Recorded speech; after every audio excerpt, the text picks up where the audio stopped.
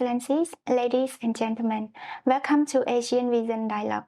Today it is my great pleasure to introduce you another topic which is about the 24th Asia Pacific Program for Senior Military Officer, which has just been concluded in Singapore. And the program serves as a crucial platform for fostering candid discussion among defense and military officials from various countries. Today, we have the honor of having Dr. Chin Vanrat, the president of AVI, as our guest speaker. And Dr. Vanrat will share his thoughts on the important platforms for today's discussion. So without further delay, please join me in welcoming Dr. Vanrat to our program. Greetings, Dr. Vanrat. All right, thank you, Doctor, for being here with us to talk about the recent meeting. So first of all, can you share with us your thoughts on the important the Asia Pacific program for senior military officer, which is considered to be another platform to promote the friendship among military officers? Thank you for having me. Of course, we are living in a very dangerous world now. Very highly uncertain, volatile world. Geopolitical competition, rivalries intensifying, and we can see the war happening here and there, different parts of the regions and the world. The conflicts and tensions seem to be more complex and consequential.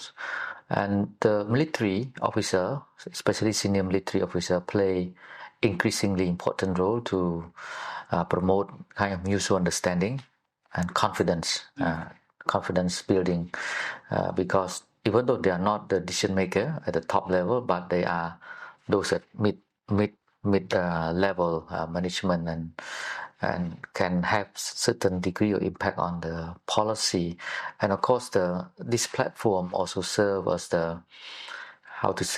how to understand the evolving dynamics of the world, geopolitics, security, defense, and at the regional level as well.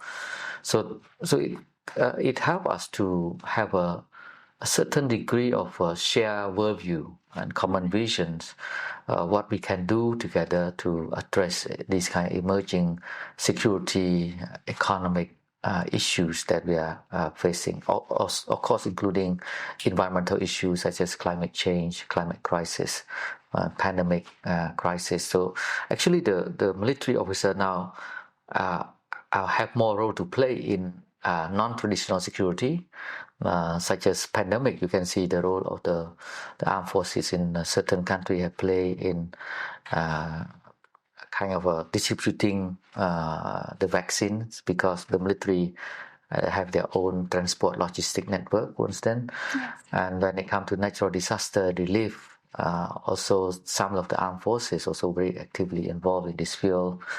And now I think the issue of cybersecurity is kind of the attention at that forum, because in a different establishment, I think the problem they're facing across the region is the lack of capacity in cybersecurity. So I think they need to exchange more knowledge, information on this experience on cybersecurity. And of course, within our region, we have the ASEAN Defense Minister Meeting Plus, and so most of the participants are coming from ADMM Plus. So it's a good platform for them to exchange view on regional security, defense cooperation, and defense diplomacy. Yeah. All right. Thank you, Doctor. In the speech of Senior Minister for Defense of Singapore, we have learned that he mentioned the intense geopolitical competition between U.S. and China. So could you elaborate on this? What did he describe the current landscape of the security environment? Yeah, I think he shared a deep concern on this evolving U.S.-China competition. It seems that there's no kind of sustainable, resilient kind of mechanism in order to manage the relationship.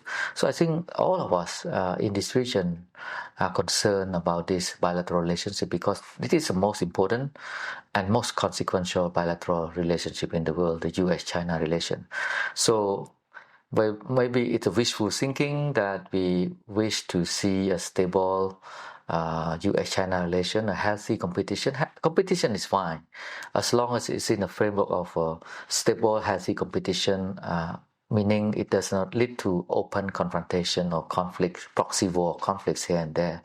So that is a concern, and what we can do as a Southeast Asian country, ASEAN, was that we need to be more united in a way and to strengthen ASEAN centrality and ASEAN-driven regional security architecture. Right.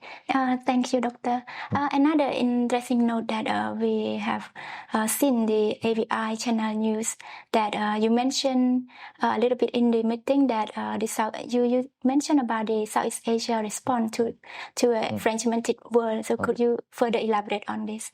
Well, we are living in a very fragmented world, politically, geostrategically, geoeconomically.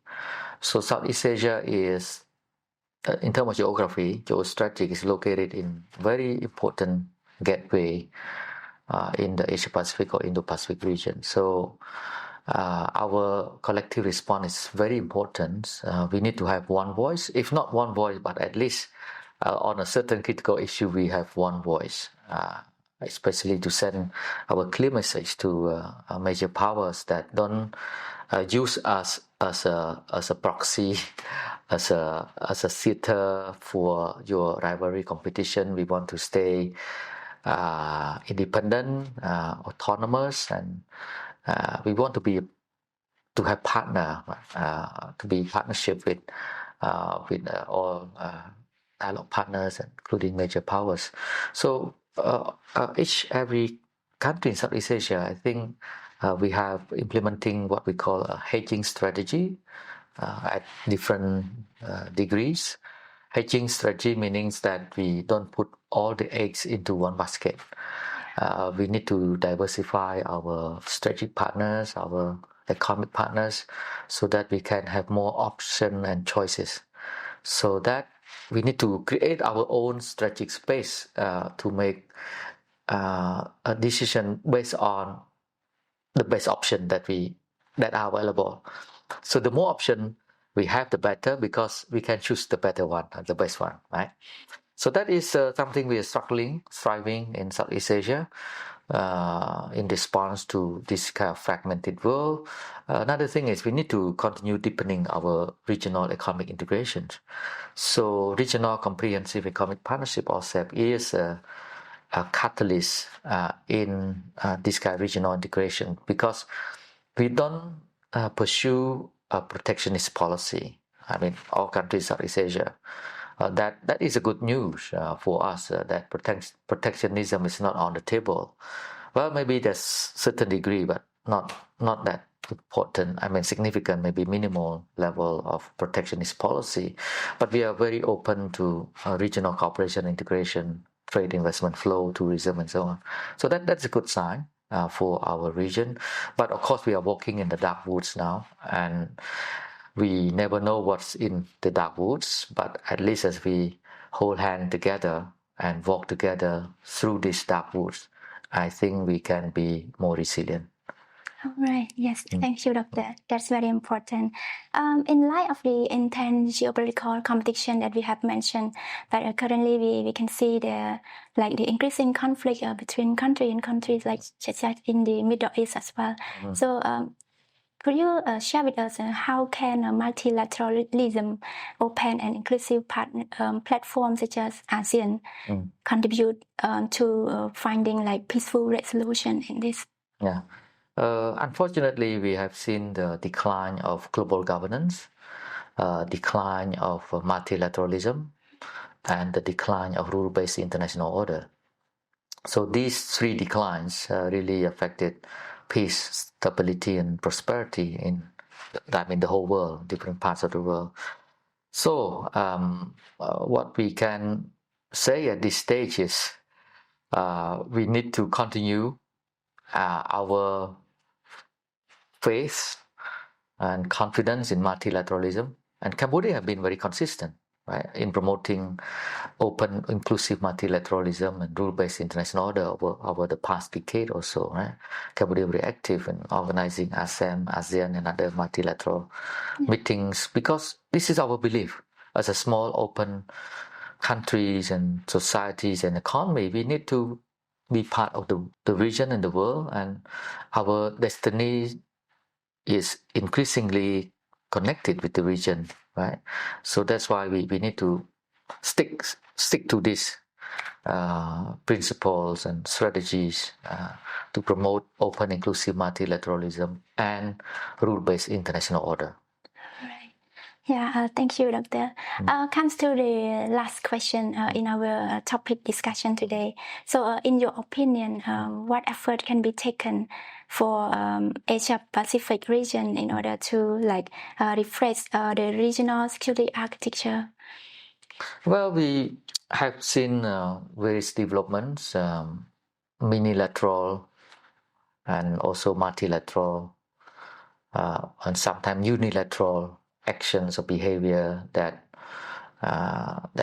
aim to address certain issues based on, of course, their national interest, because it's about national interest, how you calculate national interest and how you realize that. But we need to have a broad understanding of our national interest. And when it comes to security issue, we need to understand that my security is your security and your security is my security, because we are so much interconnected and interdependent. So as I said, small state like Cambodia, our destiny is so much connected now with the regions.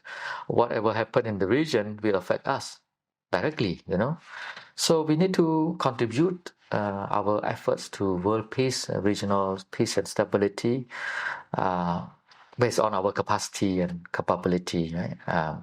Because we have limited resources to contribute, but we do our best. If we don't have financial resources, we can have ideas, right? So the power ideas, what are the ideas, initiatives that Cambodia can develop to contribute to regional peace and stability? So when it comes to regional architecture, it's very messy, but our position and our interest is to promote ASEAN-driven regional architecture, because this is the best option. ASEAN does not have ambition to be a regional hegemon or global policeman or hegemon.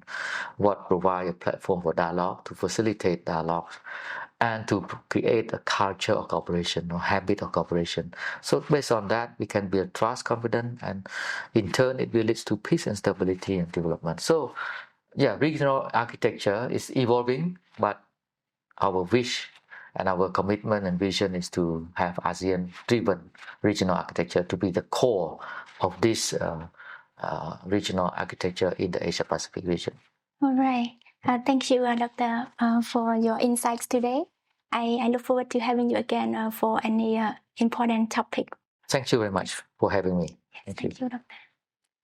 Excellencies, ladies and gentlemen, Asian Vision Dialogue is coming to an end. Thank you for watching. See you next time.